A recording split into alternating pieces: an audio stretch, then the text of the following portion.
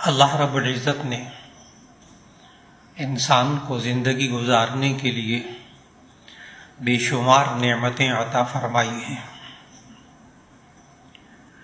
وہ انسان جو یہ سمجھتا ہو کہ میرے پاس کچھ نہیں، مجھے تو اللہ نے کچھ نہیں دیا، اس انسان سے ایک سوال کیجئے کہ اللہ نے جو نعمتیں بغیر مانگے اسے دی ہوئی ہیں، اس وقت جس زبان سے یہ کہہ رہا ہے کہ میرے پاس تو کچھ نعمتیں نہیں ہیں، مجھے اللہ نے کچھ نہیں دیا ہے، اس سے پوچھئے کہ اس نے یہ زبان جس سے یہ بول رہا ہے یہ اللہ سے کب مانگی تھی؟ یہ اللہ نے اس کو بغیر مانگے دی۔ زبان ہو، اندر حلق سے آواز نہ نکلے، اس انسان کو یہ حلق، یہ آواز کا نظام، یہ سانس، یہ پھیپھڑے، یہ جو سوچ سوچ کے بول رہا ہے، اس کا یہ دماغ، یہ جو دیکھ رہا ہے اس کی یہ آنکھیں، جو سن رہا ہے اس کی یہ کان، یہ انسان نے زندگی میں کتنی مرتبہ مانگے تھے؟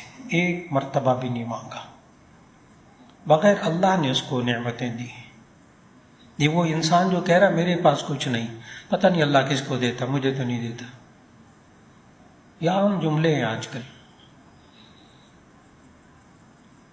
لوگ ان نعمتوں کے احساس نہ ہونے کی وجہ سے مایوسی میں چلے جاتے ہیں۔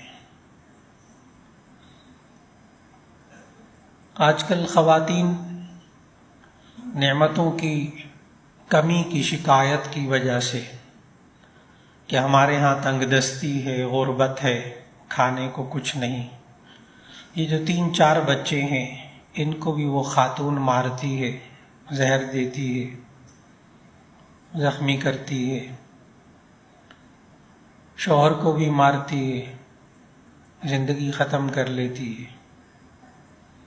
یہ وہ لوگ ہیں جن کو اللہ نے نعمتیں دی ہوئی ہیں، ان دی ہوئی نعمتوں کا احساس نہیں ہے کہ ابھی بھی اللہ نے کیا دی ہے۔ دوسرا، آج ہمارے معاشرے کے اندر مرد کا، عورت کا، جوان بچوں کا، بچیوں کا ایک ذہن بنا ہوا ہے، بڑا عجیب و غریب۔ میرے پاس نعمتیں ہوں، گھر ہو، پیسہ ہو، دولت ہو، گاڑی ہو، عیش و عشرت کا سامان ہو تو میری زندگی کامیاب، اور اگر یہ چیزیں میرے پاس نہ ہوں تو زندگی ناکام، اور اس ناکام زندگی کو ختم کرو۔ آج کل سوائے وہ لوگ کہ جن کا تعلق دین کے ساتھ ہے، جن کا تعلق اللہ والوں کے ساتھ ہے، جن کا تعلق دینداروں کے ساتھ اٹھنا بیٹھنا ہے، جو سمجھتے ہیں کہ کامیاب انسان کون ہوتا ہے، آج کی نشست میں یہی بات عرض کرنا مقصود ہے کہ نعمتیں ہوں یا نعمتیں نہ ہوں، کامیاب انسان کون ہوتا ہے؟ نعمتیں دے کر اللہ نعمتیں کچھ دیر کے لیے چھین لے تو کیا یہ انسان کی ناکامی ہے؟ اور اگر اللہ مستقل طور پر نعمتیں چھین لے، کیا یہ انسان کی ناکامی ہے؟ کیا اللہ نعمتیں تھوڑی دیر کے لیے چھین کر پھر واپس دے دے تو کیا یہ انسان کی کامیابی ہے؟ اور اگر نعمتیں مل جائیں کبھی نہ چھینے تو کیا یہ کامیاب انسان ہے؟ آج انسان کی یہ چاروں قسمیں بیان کرنا مقصود ہے جو اللہ تعالیٰ نے سورہ ہود کی آیت نمبر 9، 10 اور 11 میں بیان فرمائی۔ آپ خود بھی قرآن مجید کی ان آیات 12واں پارہ پہلا صفحہ، 12واں پارہ پہلا صفحہ، سورہ ہود کی آیت نمبر 9، 10، 11 جو ابھی شروع میں اللہ نے تلاوت کی توفیق عطا فرمائی۔ اللہ نے انسان کی ان چاروں حالتوں کو بیان کیا، اور عجیب بات ہے کہ ان چاروں حالتوں کا ہم میں سے ہر ایک کا تعلق ہے۔ نمبر ایک، اللہ نعمتیں دے اور پھر وہ نعمتیں رہیں انسان کے پاس ساری زندگی، ایک یہ قسم کی حالت ہے۔ دوسری قسم کی یہ حالت ہے کہ اللہ نعمتیں دے پھر تھوڑی دیر کے لیے چھین لے، جیسے انسان کو اللہ نے صحت کی نعمت دی ہے، کبھی سال 2 سال بعد 3 سال بعد کبھی بیمار ہوتا ہے زیادہ، تو تھوڑی دیر کے لیے اللہ نعمت چھین لیتا ہے، تھوڑی دیر کے لیے۔ یہ دوسری حالت ہے، اور میں نے بتایا یہ چاروں حالتیں ہر انسان پر گزر رہی ہوتی ہیں۔ آج معاشرے کا ہر انسان، کاش اس انسان کو نعمت اور مصیبت کا فلسفہ سمجھ میں آ جائے جو آج کا موضوع ہے۔ فلسفہ کہتے ہیں حقیقت الشیء، کسی چیز کی حقیقت۔ نعمت و مصیبت کا فلسفہ یعنی نعمت اور مصیبت کی حقیقت کیا ہے؟ تو ایک حالت انسان کی یہ ہے کہ نعمتیں ملیں اور اس کے پاس رہیں۔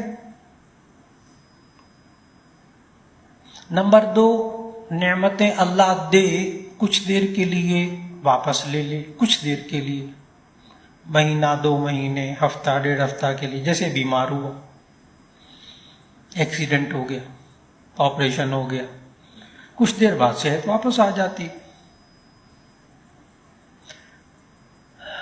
نمبر 3، اللہ وہ نعمتیں دے اور اس سے مکمل چھین لے، کبھی واپس نہ کرے ساری زندگی، جیسے انسان کے ماں باپ ایک دفعہ چلے جائیں واپس نہیں آتے، جتنا مرضی زور لگا لو واپس نہیں آتے، اللہ نے چھین لی۔ انسان کی اولاد ہے، ایک دفعہ اللہ چھین لی، اب آخرت میں ملاقات ہوگی اس سے۔ یہ تیسری حالت ہو گئی۔ نمبر 1، نعمتیں دے اور اس کے پاس نعمتیں رہیں۔ نمبر 2، نعمتیں دے کر تھوڑی دیر کے لیے چھین لے پھر وہ۔ نمبر 3 کہ مستقل طور پر اللہ وہ نعمتیں چھین لے، جیسے ماں باپ، جیسے اولاد فوت ہو جاتے۔ نمبر 4، یہ بھی اللہ نے اس آیت میں ذکر فرمائی۔ چوتھی حالت ہم انسانوں کی یہ ہے کہ اللہ حالات ایسے کرتا ہے، نعمتیں دیتا ہے، لیکن مصیبتیں، مشکلات، بیماریاں، نقصان، انسان سمجھتا ہے اب نہیں کچھ ہو سکتا، پھر اللہ اس کو سارے حالات اس کے ٹھیک کر دیتا ہے، پھر نعمتیں آ جاتی ہیں۔ یہ چوتھی حالت ہے، یعنی اللہ نعمتیں چھین لیتا ہے، کہتا ہے بس اب آگے زندگی ختم، مایوسی، اب نہیں کچھ ہو سکتا۔ یہ چوتھی حالت ہے۔ پھر اللہ اس کو نعمتیں دیتا ہے، پھر حالات بدل جاتے ہیں، پھر وہی پیسہ، پہلے کاروبار میں اتنا نقصان ہوتا ہے، اتنا اس کو قرضہ چڑھ جاتا ہے، 7 نسلیں مولانا میرا قرضہ نہیں اتار سکتی، آپ کو نہیں پتا میرے اوپر کتنا قرضہ چڑھ جاتا ہے۔ یا کسی کو، عورت کو، مرد کو کینسر ہو جاتا ہے، ڈاکٹر کہتے ہیں کینسر ہو گیا، آج کل یہ عام سی چیز ہے، اور پہلی، دوسری، تیسری سٹیج ہو تو تھوڑی دیر بعد کیمیو وغیرہ کرا کے، آپریشن کروا کے 100% انسان آج ٹھیک ہو رہا۔ پہلے تو کینسر دیکھ کر، سن کر ہی ختم ہو گیا تھا، پھر اس کے بعد جب علاج معالجہ چلتا ہے 100% ٹھیک ہو رہے ہیں، اللہ ٹھیک کر رہا ہے۔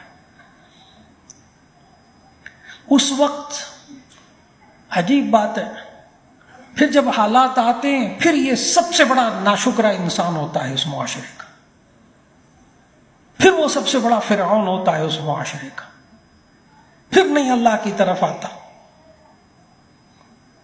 میں نے یوں کیا تھا، ڈاکٹر بہت اچھا تھا، وہ میں نے علاج یہ کیا، اتنا پیسہ لگایا، اتنا یوں کیا، اتنا منہ کیا، ٹھیک ہو گیا. اللہ کا نام نہیں ہوتا بیچ میں. یہ ساری اسٹرگل میری تھی، ساری کوششیں میری تھی. اللہ کا بیچ میں تصور نہیں ہوتا. پھر وہی جملے اس کے منہ پہ ہوتے ہیں جب پھر حالات ٹھیک ہو جاتے ہیں. میں کسی کو کچھ نہیں سمجھتا، میں کسی انسان کو انسان نہیں سمجھتا، میں فلاں نہیں کرتا، میں کسی کو معاف نہیں کروں گا، میں یوں نہیں کروں گا، میں سب کچھ ہوں، میرا یوں ہے، میرا پھر وہی شروع ہو جاتا. یہ چوتھی کیفیت. اللہ تعالیٰ نے ان آیات میں سمجھایا وَلَئِنْ أَذَقْنَا الْإِنسَانَ مِنَّا رَحْمَةً، آیت نمبر 9 یہاں سے شروع ہو رہی سورہ ہود کی. وَلَئِنْ أَذَقْنَا الْإِنسَانَ مِنَّا رَحْمَةً، اگر ہم انسان کو چکھاتے ہیں. اذقنا ذائقہ، چکھنا. جب ہم انسان کو چکھاتے ہیں، منا ہم اپنی طرف سے، رحمتاً رحمت. یہ اللہ اتنا مال دیتا ہے، اتنی صحت دیتا ہے، اتنے عہدے دیتا ہے، اتنا سب کچھ دیتا ہے، اتنے بچے، اتنا سب کچھ، اتنا گھر، اتنا گاڑی. اللہ پتہ کیا کہہ رہا ہے؟ اذقنا. اس لفظ کو سمجھیے گا. اللہ یہ نہیں کہتا ہم نے دے دیا، فلاں کر دیا. اللہ کہتا ہے ہم تھوڑا سا اس کو چکھاتے ہیں. 10 سال، 20 سال، 30 سال، 40 سال، 50 سال ہم اس کو چکھاتے ہیں. یہ انسان صرف چکھتا ہے. وَلَئِنْ أَذَقْنَا الْإِنسَانَ مِنَّا رَحْمَةً، اور جب ہم انسان کو اپنی رحمت کا مزہ چکھاتے ہیں سب کچھ ٹھیک ہوتا ہے. ایک یہ کیفیت ہے. ثُمَّ نَزَعْنَاهَا مِنْهُ، پھر ہم اس سے اپنی اس رحمت کو، نعمتوں کو چھین لیتے ہیں. اب اس کی 2 قسمیں. نمبر 1، تھوڑی دیر کے لیے چھینے، جیسے بیماری شماری، آپریشن، حادثہ، تھوڑا بہت کاروبار کا نقصان. نمبر 2، مستقل طور پر ہم چھین لیتے ہیں. تو اللہ پتہ کیا کہہ رہا ہے؟ اللہ کہتا ہے اِنَّهُ لَيَئُوسٌ کفور. تو یہ مایوس اور ناشکرا ہو جاتا ہے. مایوسی. دور جدید میں آپ اس کے نام بہت اچھی طرح جانتے ہیں. انزائٹی، اضطراب، بے چینی، ڈپریشن.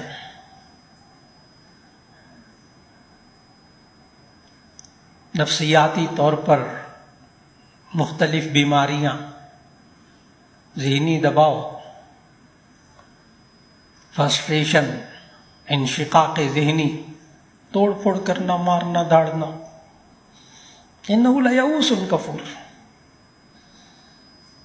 انسان جب نعمتیں چھنتی ہیں تو یہ آپے سے باہر ہو جاتا ہے، مارتا ہے، داڑتا ہے، توڑتا ہے، چیرتا ہے، پھوڑتا ہے. کیا ہوتا ہے آگے، کیا ہونا ہے، کچھ اس کو پتہ نہیں ہے. انہ لیئوس کفور. تو یہ مایوس اور ناشکرا ہو جاتا ہے. یہ ہمارے جتنے آج کل کے نوجوان بچے اور بچیاں ہیں نا، ان کو ہم نے بڑے ناز و نعم میں پالا ہے. یہ منٹ بعد ڈپریشن میں چلے جاتے ہیں. نمبر کم آ گئے، فیل نہیں، نمبر کم آ گئے تو ڈپریشن میں. فیل ہو گئے میٹرک میں، FSC میں، ختم کرو. کوئی زہر کی زہریلی دوائی کھاؤ، مار لو اپنے آپ کو، ایسی خام کا نمبر ہی نہیں آئے. میڈیکل میں داخلہ ہی نہیں ملا، ختم کرو، زندگی ختم. بس فلاں لڑکی کو پسند کرتا تھا، اسے شادی نہیں کی ہو سکی، ختم کرو اپنے آپ کو. لیئوس کفور. میں نوجوان بچے اور بچیوں کی باتیں کر رہا ہوں. ہمارا گھروں کے مسائل ہیں یہ. پہلے ہوتے تھے چند گھروں کے ہوتے تھے، اب تو یہ ہر گھر کے مسئلے ہو گئے. وہ بچے اور بچیاں جن کو جوان ہونا چاہیے، باہمت ہونا چاہیے، ماں باپ کا بازو بننا چاہیے، ماں باپ کا سہارا بننا چاہیے، وہ ان بوڑھے ماں باپ سے زیادہ کمزور ہیں.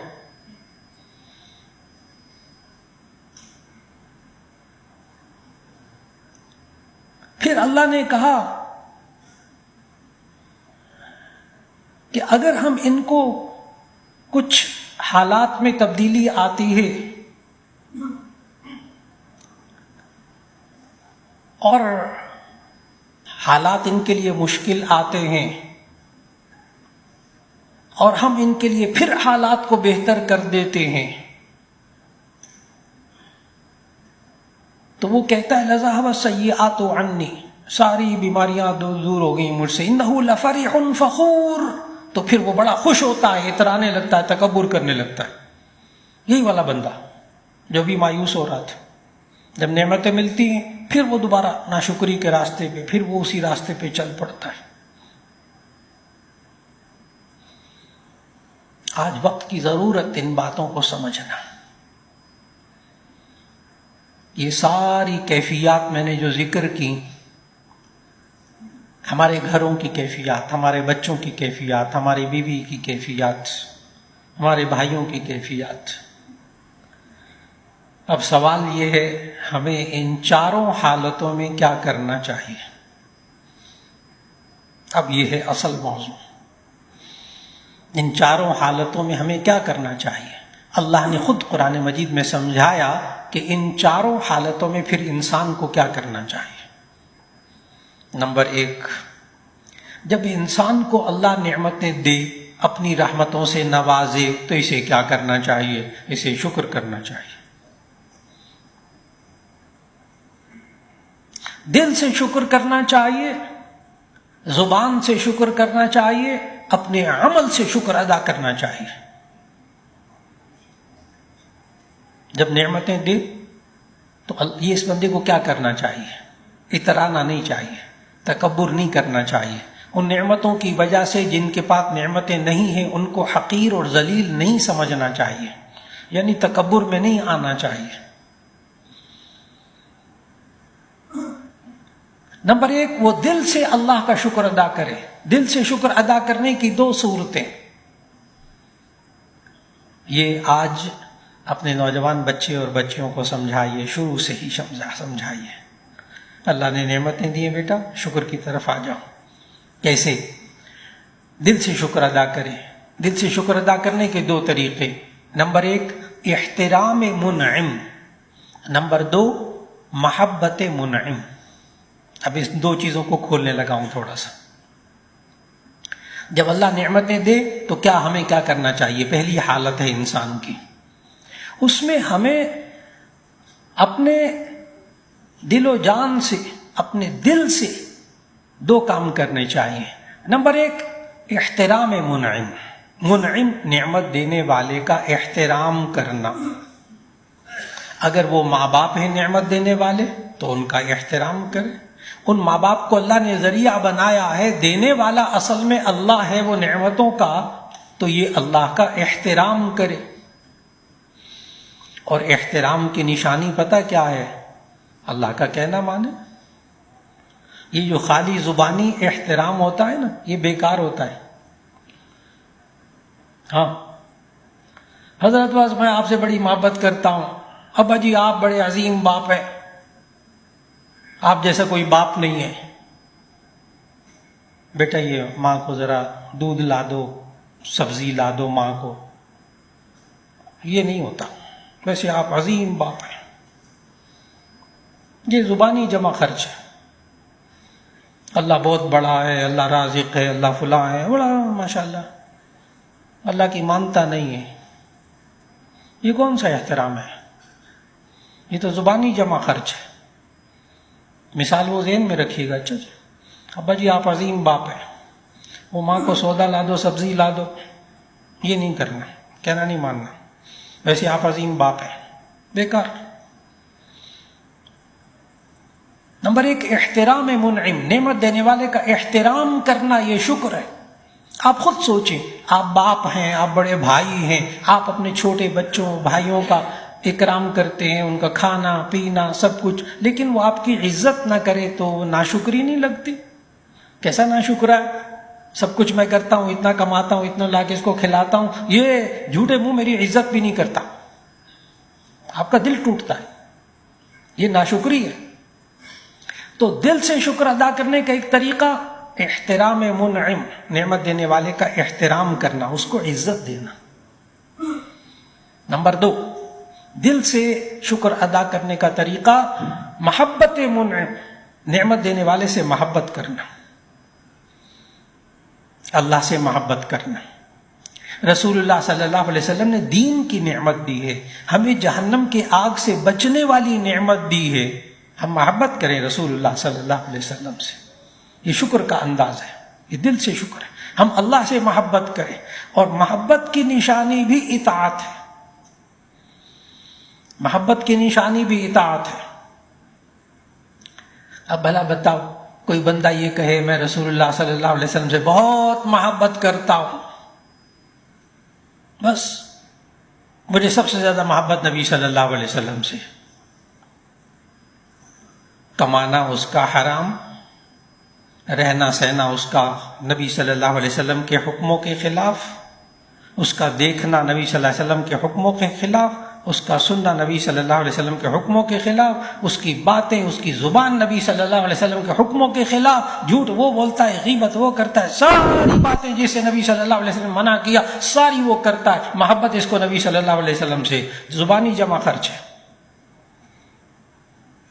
زبانی جمع خرچ۔ معلوم ہوا جب انسان کو اللہ نعمتیں دے تو دل سے شکر ادا کرے، کیسے؟ نعمتیں دینے والے کی کا احترام کرے، اس کو عزت دے۔ وہ مثال یاد رکھیے گا، آپ باپ ہیں، اولاد کا سب کچھ کرتے ہیں، تو اولاد آپ کو عزت نہ دے تو ناشکری ہے نا، دل دکھتا ہے۔ نعمت دینے والے کو عزت دیں۔ نمبر 2، نعمت دینے والے سے محبت کریں۔ نمبر 3، زبان سے شکر ادا کریں جب اللہ نعمتیں دے۔ میں بتا رہا ہوں چاروں حالتوں میں ہمیں کیا کرنا چاہیے۔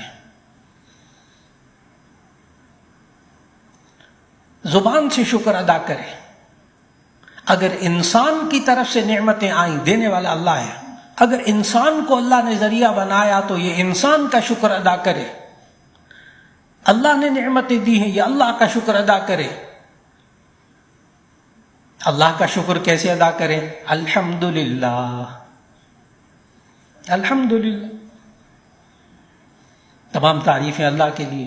یہ نبی صلی اللہ علیہ وسلم نے سکھایا ہے، جب اللہ نعمتیں دے تو کہا کرو الحمدللہ، یا اللہ تیرا شکر ہے۔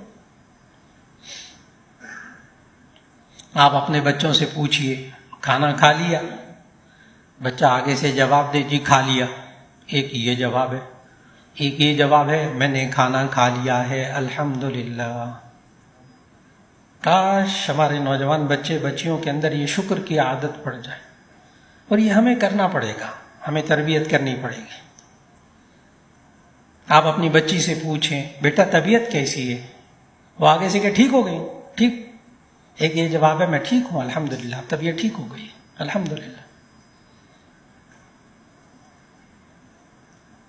آج وقت کی ضرورت کہ ہمارے بچوں کی بچیوں کی زبانوں پر الحمدللہ آ رہا ہو، اللہ کا شکر۔ نعمتیں جب ملے تو ہمیں کیا کرنا چاہیے؟ زبان سے شکر اللہ کا۔ اور بندہ نعمتیں دے تو پھر کہنا ہے جزاک اللہ۔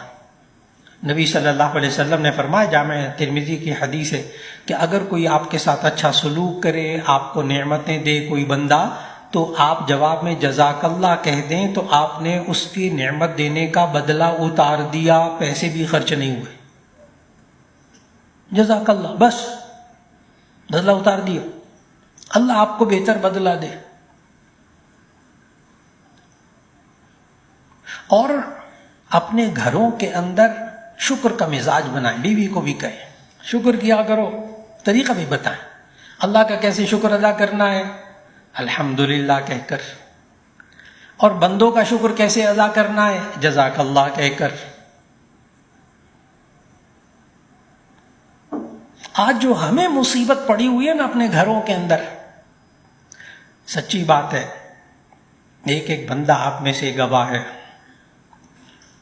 ساری زندگی ہو جاتی ہے کما کما کر گھر بنایا، نعمتیں بچوں کے لیے دیں، جو ان کے منہ سے نکلا وہ پورا کیا، اچھے اسکولوں میں پڑھایا، اچھے اداروں میں پڑھایا، بہترین سے بہترین لباس، بہترین سے بہترین جوتے، بہترین سے بہترین کھانا، سب کچھ کر لیا نا آپ نے۔ پھر اس کے بعد جناب جب بچہ جوان ہوتا ہے تو سامنے کھڑے ہو کے باپ کے کہتا ہے آپ نے میرے لیے کیا کیا، چلو بٹی ڈال، آپ نے کیا کیا میرے لیے؟ ناشکرہ مزاج. اور ہم سے غلطی ہوئی، ہم بڑوں سے غلطی ہوئی کہ ہم نے نئی نسل کے اندر شکر پیدا نہیں کیا کہ جب نعمتیں ہوں بندے کے پاس اسے کیا کرنا چاہیے، اس کا رویہ کیا ہونا چاہیے. کاش کہ یہ باپ اس کو لباس دے، کپڑے دے تو آگے سے جزاک اللہ کہے، کاش اس کو کھانا دے تو جزاک اللہ کہے، ماں روٹی دے تو ہر دفعہ جزاک اللہ کہے، ماں دوپہر کا کھانا دے تو جزاک اللہ کہے، باپ پیسے دے دے تو یہ منہ سے ایک دفعہ جزاک اللہ تو کہے. کتنے گھروں میں کتنے بچے بچیاں ہیں جو منہ سے جزاک اللہ کہتے ہیں باپ کے دینے پر، ماں کے دینے پر. ہم سے غلطی ہوئی، ہم سے کوتاہی ہوئی، ہم نے ان کو شکر کی عادت نہیں ڈالی. کاش ہم بتائیں کہ نعمتوں کے ہوتے ہوئے اگر کوئی بندہ محنت کرے اور محنت کر کے اپنے گھر میں ماحول بنائے شکر کا، بیوی بھی جزاک اللہ کہتی ہو اور شوہر بیوی کو جزاک اللہ کہتا ہو اور بچے ایک دوسرے کو اور ماں باپ کو جزاک اللہ کہتے ہوں، کیا یہ جوان ہو کر ناشکرے ہوں گے؟ ان کا تو عادت پڑی ہوئی شکر کرنے کی.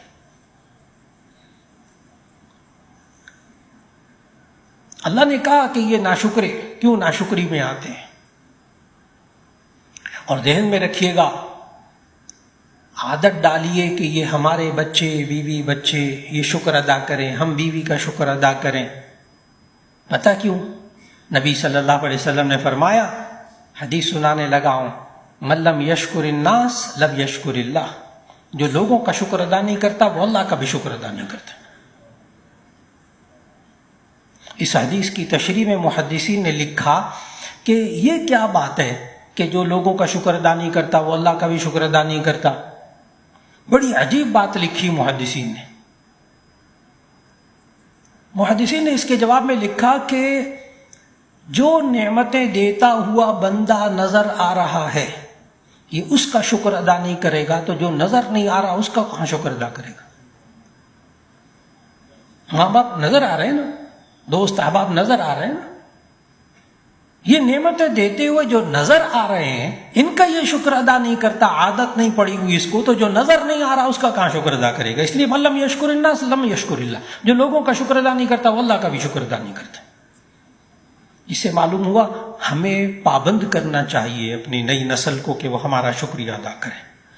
اور میں بتاؤں کہ اگر آپ بچے سے پانی منگوائیں نا، پانی لا دو ایک گلاس، وہ آپ کو لا کر پانی دے تو آپ ذرا جواب میں جزاک اللہ کہہ دیجئے. یہ مصیبت اور ہے ایک اور، یہ بچے جو ہے نا جزاک اللہ کہیں، ہم کیوں کہیں جزاک اللہ، ہم تو بڑے. یہ ایک اور مصیبت ہے. نہیں، یہ بڑے پہلے جزاک اللہ کہیں گے تو عادت پڑے گی نا.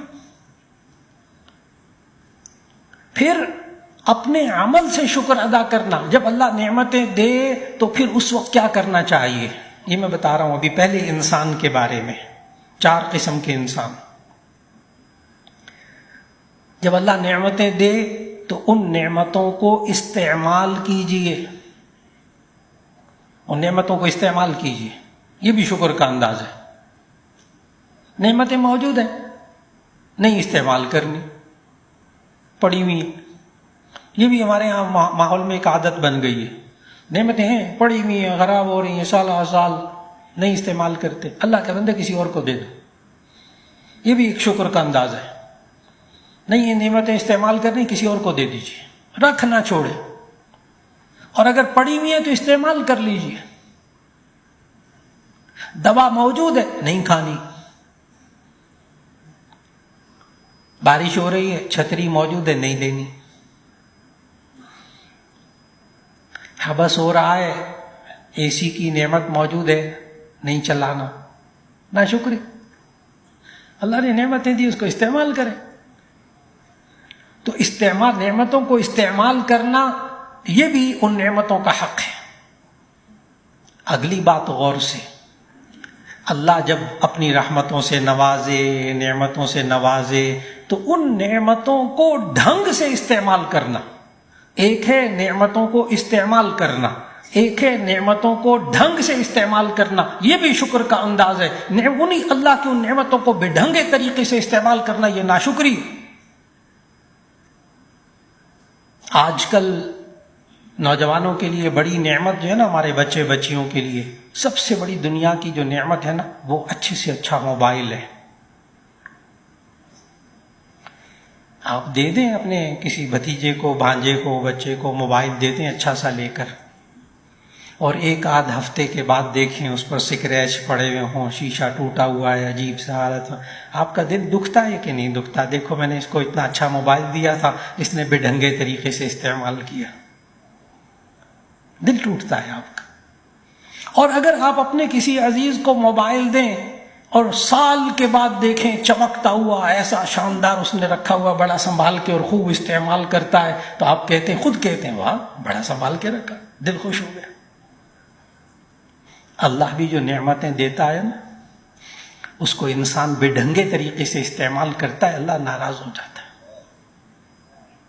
انسان انہی نعمتوں کو ڈھنگ سے استعمال کرتا ہے، اللہ راضی ہو جاتا ہے۔ یہ میں جواب دے رہا ہوں کہ نعمتیں اللہ نے دی ہوں تو ہم کیا کریں، اور ہم سے کوتاہی ہو رہی ہے ان باتوں میں۔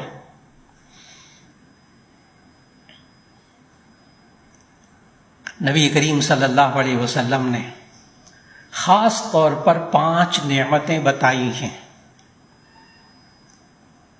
جن کی قدر کرنی چاہیے، جن کو ڈھنگ سے استعمال کرنا چاہیے۔ 5 نعمتیں نبی صلی اللہ علیہ وسلم نے فرمایا، اغتنم خمسا قبل خمس، 5 چیزوں کو 5 چیزوں سے پہلے غنیمت سمجھو۔ اغتنم خمسا قبل خمس، 5 چیزوں کو 5 چیزوں سے پہلے غنیمت سمجھو۔ نمبر 1، شبابک قبل حرمک، اپنی جوانی کو اپنے بڑھاپے سے پہلے غنیمت سمجھو۔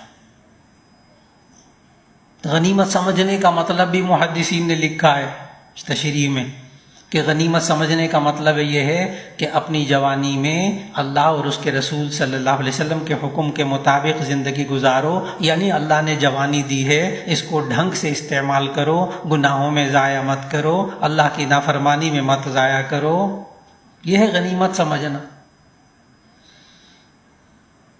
شبابک قبل حرمک، اپنی جوانی کو اپنے بڑھاپے سے پہلے غنیمت سمجھو۔ جب بڑھاپا آ جائے گا پھر وہ کام اللہ اور اس کے رسول والے نہیں کر سکو گے جو جوانی میں کیے جاتے ہیں، جب ہمت ہوتی۔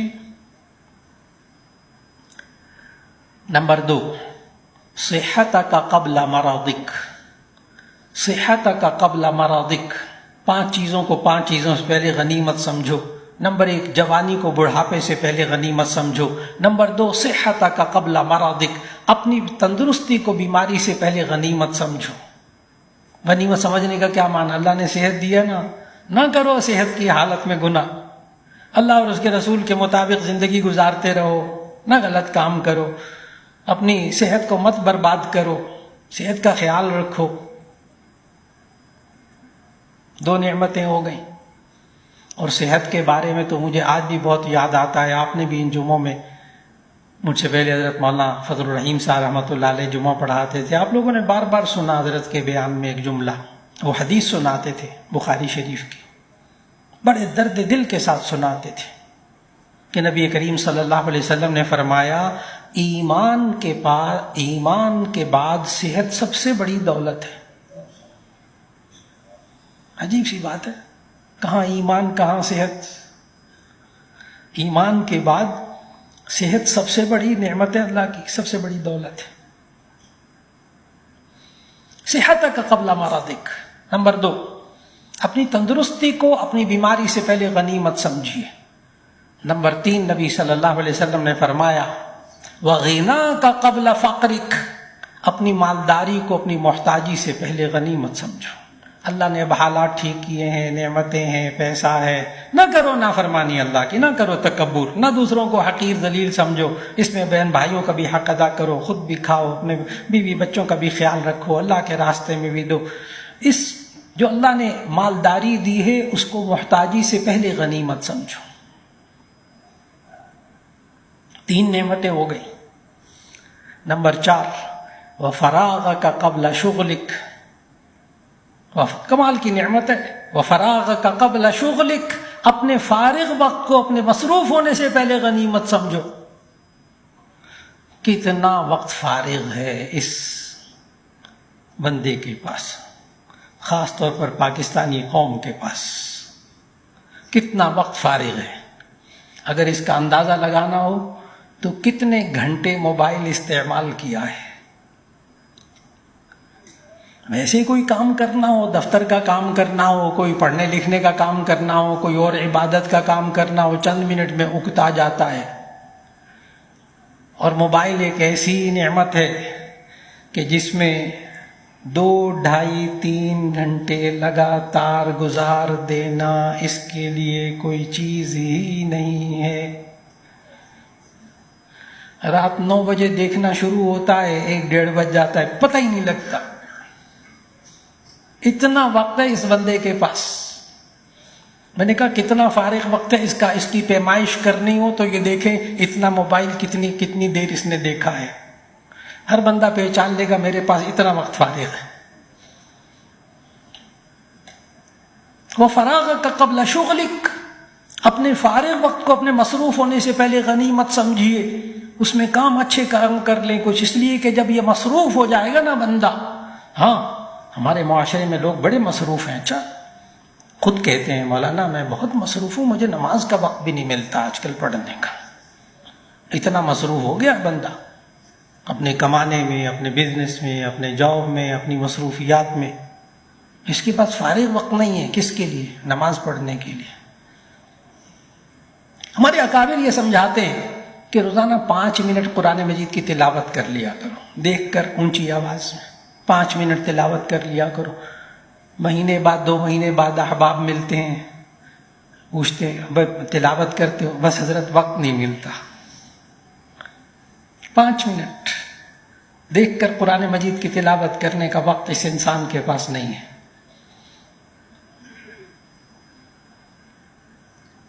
یہ انسان کو اللہ نے فارغ وقت جو دیا ہے نا، یہ نعمت ہے اللہ کی، اس کو انسان مصروف کر لے۔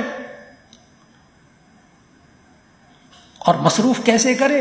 پورے وقت کا نظام بنائے۔ اتنا وقت سونا ہے، یہ سونا بھی نعمت ہے، اتنا وقت سونا ہے، اتنا وقت آرام کرنا ہے، اتنا وقت کھانا، اتنا وقت کام کرنا ہے، اتنا وقت عبادت کرنی ہے۔ پورے 24 گھنٹے کو انسان نظام بنا لے کہ میں نے اپنے فارغ وقت کو کام میں لانا ہے۔ 4 نعمتیں ہو گئیں۔ نمبر 5 آخری نعمت، پھر ان 5 کو دوبارہ دہراتا ہوں۔ نمبر 5 وحیاتک قبل موتک، وحیاتک قبل موتک، 5ویں نعمت زندگی، اس کو موت آنے سے پہلے غنیمت سمجھو۔ 5 نعمتیں ہو گئیں۔ نبی صلی اللہ علیہ وسلم کا بڑا جامع ارشاد ہے یہ، اغتنم 5 قبل 5، 5 چیزوں کو 5 چیزوں سے پہلے غنیمت سمجھو۔ شبابک قبل حرمک، اپنی جوانی کو اپنے بڑھاپے سے پہلے غنیمت سمجھو۔ نمبر 2 صحتک قبل مرضک، اپنی تندرستی کو بیماری سے پہلے غنیمت سمجھو۔ نمبر 3 وغناک قبل فقرک، اپنی مالداری کو اپنی محتاجی سے پہلے غنیمت سمجھو۔ نمبر 4 وفراغک قبل شغلک، اپنے فارغ رہنے کو مصروف ہونے سے پہلے غنیمت سمجھو۔ نمبر 5 وحیاتک قبل موتک، اپنی زندگی کو اپنی موت سے پہلے غنیمت سمجھو۔ پھر اگر یہ ساری نعمتیں اللہ نے دی ہیں تو یہ انسان شکر کرے، یہ انسان کامیاب، یہ انسان ان نعمتوں کے اندر رہتے ہوئے اللہ اور اس کے رسول صلی اللہ علیہ وسلم کے احکامات کے مطابق زندگی گزارے، یہ انسان کامیاب ہے۔ اب وہ انسان جس سے اللہ نعمتیں چھین لے تھوڑی دیر کے لیے یا مستقل طور پر، تو یہ کیا کرے؟ اب یہ والا انسان، یہ اللہ نے ہمیں قرآن مجید میں سمجھایا سورۃ البقرہ میں کہ اگر اللہ نعمتیں تھوڑی دیر کے لیے چھین لے یا مستقل چھین لے تو اسے کیا کرنا چاہیے۔ اب یہ والی باتیں بھی نا بچوں کو سمجھانے کی، میں بتا رہا ہوں نوجوان بچے بچیاں آج کل اس تصور سے بالکل خالی ہیں۔ ہم بڑے خالی ہیں تو چھوٹے بھی خالی ہوں گے۔ کیا کرنا چاہیے اس وقت؟ نمبر 2 نمبر 3 حالت میں اللہ نے کہا وَلَنَبْلُوَنَّكُمْ بِشَيْءٍ مِّنَ الْخَوْفِ وَالْجُوعِ وَنَقْصٍ مِّنَ الْأَمْوَالِ وَالْأَنفُسِ وَالثَّمَرَاتِ وَبَشِّرِ الصَّابِرِينَ الَّذِينَ إِذَا أَصَابَتْهُمْ مُصِيبَةٌ قَالُوا إِنَّا لِلَّهِ وَإِنَّا إِلَيْهِ راجعون أُولَئِكَ عَلَيْهِمْ صَلَوَاتٌ مِّن رَّبِّهِمْ وَرَحْمَةٌ وَأُولَئِكَ هُمُ الْمُهْتَدُونَ۔ کتنا کھل کر اللہ نے بتایا ہے اس نمبر 3 اور نمبر 4 انسان کے بارے میں، جس کو اللہ نعمتیں دے تو تھوڑی دیر کے لیے چھین لے یا مستقل چھین لے۔ اللہ نے کیا کہا؟ وَلَنَبْلُوَنَّكُمْ بِشَيْءٍ مِّنَ الْخَوْفِ وَلَنَبْلُوَنَّكُمْ بِشَيْءٍ مِّنَ الْخَوْفِ، ہم تمہیں ضرور آزمائیں گے کچھ خوف کے ساتھ۔ پتہ نہیں یہ مال کہیں ختم نہ ہو جائے، چوری نہ ہو جائے، میری جان نہ چلی جائے، کہیں مر نہ جائے، میرا بچہ نہ مر جائے، یہ بیوی کو کچھ نہ ہو جائے، ماں کو کچھ نہ ہو جائے، خوف۔ عجیب بات ہے، اس خوف کی وجہ سے دنیا کما رہی ہے، اس خوف کی وجہ سے دنیا کما رہی ہے، اسی خوف کی وجہ سے ڈاکٹروں کی دنیا آباد ہے۔ اگر کسی کو مرنے کا ڈر نہ ہو بیماری کی وجہ سے، یہ ڈاکٹروں کے پاس کیوں جائے گا؟ ہسپتال سارے آباد ہیں، اتنا کما رہے ہیں اسی خوف کی وجہ سے۔ جتنے میڈیکل سٹور ہیں سارے کما رہے ہیں اسی خوف کی وجہ سے۔ بھوک لگ رہی ہے مر نہ جاؤں، یہ سارے ہوٹل اسی خوف کی وجہ سے کامیاب ہیں۔ اللہ آزما رہا ہے، کسی کو خوف میں مبتلا کر کے آزما رہا ہے، کسی کو پیسے دے کر آزما رہا ہے، اسی خوف کے ذریعے لوگ کما رہے ہیں۔ وَلَنَبْلُوَنَّكُمْ بِشَيْءٍ مِّنَ الْخَوْفِ، ہم تمہیں ضرور آزمائیں گے خوف کے ذریعے، وَالْجُوعِ اور بھوک کے ذریعے، وَنَقْصٍ مِّنَ الْأَمْوَالِ مالی نقصان کر کے ہم تمہیں آزمائیں گے، اللہ کہہ رہا ہے، وَالثَّمَرَاتِ وَالْأَنفُسِ جانی نقصان دے کر ہم تمہیں آزمائیں گے۔ کبھی باپ کو لے لیں گے، کبھی ماں کو اٹھا لیں گے، کبھی ماں کو اپنے پاس بلا لے گا اللہ، کبھی بیوی کو بلا لے گا، کبھی بچوں کو بلا لے گا۔ اللہ کہتا ہے وَالْأَنفُسِ جانی نقصان دے کر میں تمہیں آزماؤں گا، کبھی بیمار کر کے اللہ آزمائے گا،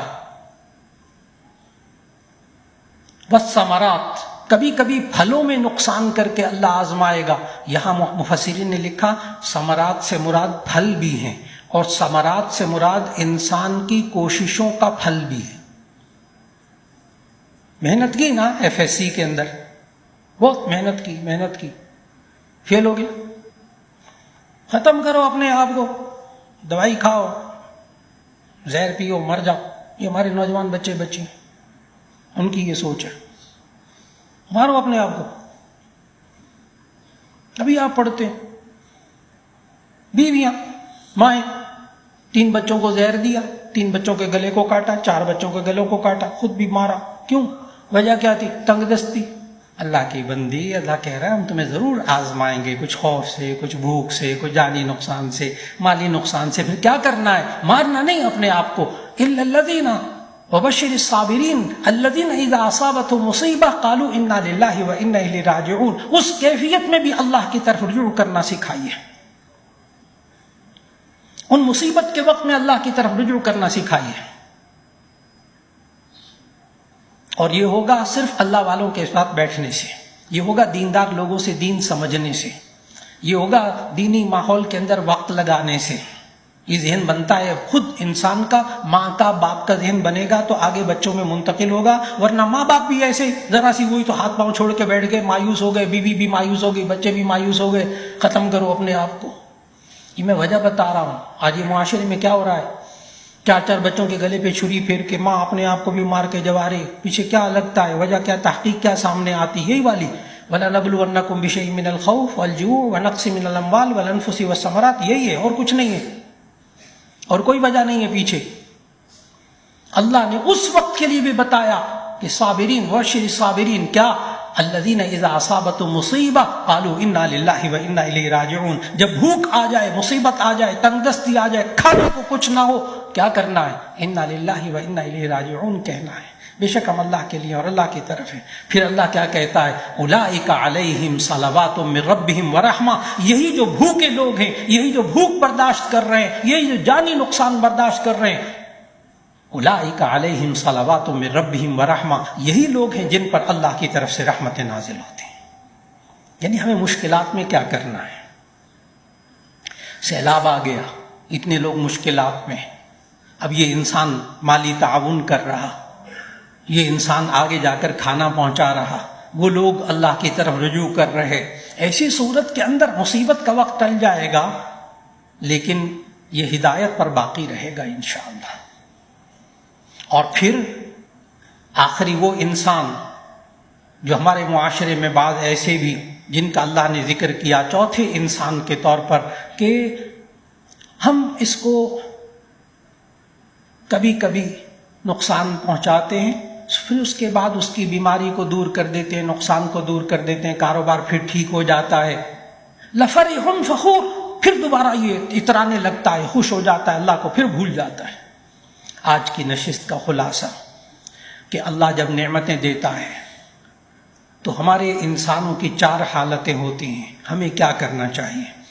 نمبر 1، جب اللہ نعمتیں دے، رحمتیں ہوں، آرام ہو، صحت ہو، فارغ وقت ہو، خوب نعمتیں ہیں، بیوی بچے، گھر بار، کاروبار بڑا اچھا، ہمیں کیا کرنا چاہیے؟ ایک یہ عنوان تھا۔ نمبر 2، اللہ تھوڑی دیر کے لیے نعمتیں چھین لے تو اس وقت ہمیں کیا کرنا چاہیے؟ نمبر 3، اللہ نعمتیں مستقل چھین لے تو ہمیں کیا کرنا چاہیے؟ نمبر 4، اگر اللہ نعمتیں دے کر چھین لے پھر اس کے پاس واپس دے دے تو پھر یہ بندہ بن جائے۔ اللہ رب العزت ہم سب کو اپنی نعمتوں سے نوازے، اور جو نعمتیں دی ہیں اللہ ہم سے چھینے نہ، اور اگر تھوڑی دیر کے لیے چھین لے تو اللہ صبر کی توفیق دے، مستقل چھین لے تو اللہ صبر کی توفیق دے، پھر بھی ہم اللہ اور اس کے رسول کی نافرمانی نہ کریں، خودکشیاں نہ کریں، اپنے بچوں کو نہ ماریں، اپنے شوہروں کو نہ ماریں، شوہر بیویوں کو نہ ماریں، پھر بھی اس حالت میں بھی اللہ کے حکم کو سمجھے کہ اب اللہ کا حکم کیا ہے۔ اللہ رب العزت ہم سب کو ناگہانی آفتوں سے ہم سب کی حفاظت فرمائے، اللہ بھوک فقر محتاجی سے ہر ایک کی حفاظت فرما لے، اور اللہ اس زندگی کے اندر دعا مانگا کیجیے جو سورہ بقرہ کے آخر میں ہے، ربنا لا تحملنا ما لا طاقت لنا بہ، اے اللہ ہم پر وہ بوجھ نہ لادا کر جس کی ہمارے اندر طاقت نہیں، اے اللہ ہم پر وہ بوجھ نہ لاد جس کے اندر ہمارے اندر طاقت نہیں۔ اور پھر اللہ رب العزت نے جو نعمتیں دی ہیں ان کو قدر کرنے کی اللہ توفیق عطا فرما دے۔ خصوصاً حضرت محتمم صاحب نے توجہ دلائی کہ یہ دنیا کے اندر اللہ نے جو پانی کی نعمت دی ہے اللہ اس کی بھی قدر کرنے کی ہمیں توفیق عطا فرمائے۔